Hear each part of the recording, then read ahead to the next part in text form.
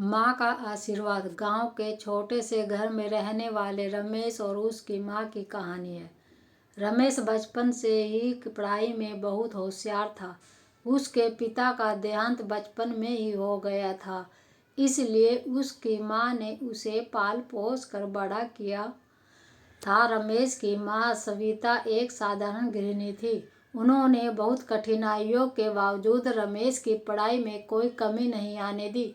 उन्होंने गांव में सब्जियां बेचकर और सिलाई का काम करके रमेश की पढ़ाई का खर्चा उठाया। रमेश ने भी अपनी माँ के सपनों को साकार करने के लिए जी जान से मेहनत की। उसने 10वीं और 12वीं की परीक्षाओं में टॉप किया और फिर शहर की एक बड़ी यूनिवर्सिटी में दाखिला पाया। सविता ने उसे बड़े गर्व के साथ विदा किया। शहर में आकर रमेश ने अपनी पढ़ाई पूरी की और एक बड़ी कंपनी में अच्छी नौकरी पा ली। नौकरी लगने के बाद उसने अपनी माँ को अपने पास बुला लिया। एक दिन रमेश की कंपनी ने उसे विदेश में काम करने का मौका दिया। रमेश बहुत खुश हुआ, लेकिन उसे अपनी माँ की चिंता सताने लगी। उसने अपनी माँ से इस बारे में बात की। सविता ने कहा, बेटा, यह मौका बहुत बड़ा है, तुझे यह जरूर अपनाना चाहिए। मेरा आशीर्वाद हमेशा तेरे साथ है। रमेश ने माँ की बात मानी और विदेश जाने का निर्णय किया। वह वहाँ जाकर और भी मेहनत से काम करने लगा। उसने अपनी माँ की देखभाल के लिए हर महीने पैसे भेजे और वीडियो कॉल पर उनसे बात करता रहा। कुछ सालों बाद रमेश ने विदेश में एक बड़ा प्रोजेक्ट सफलतापूर्वक पूरा किया।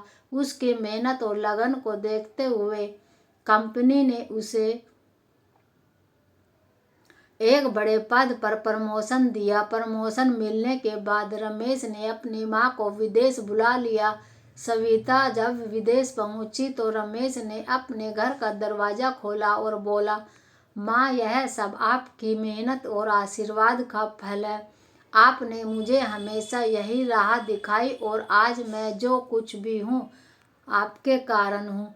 सविता की आंखों में खुशी के आंसू थे। उन्होंने रमेश को गले लगाकर आशीर्वाद दिया और कहा, बेटा, तू हमेशा यूं ही तरक्की करता रहे। मेरी दुआएं हमेशा तेरे साथ हैं। इस प्रकार माँ के आशीर्वाद से रमेश ने अपनी जिंदगी में सफलता पाई और अपनी माँ का सपना साकार किया। माँ का आशीर्वाद किसी भी इंसान की जिंदगी को संवार सकता है। यह कहानी आपको कैसी लगी? पसंद आए तो लाइक, शेयर और चैनल को सब्सक्राइब करें। वीडियो को पूरा देखने के लिए आप सभी को धन्यवाद।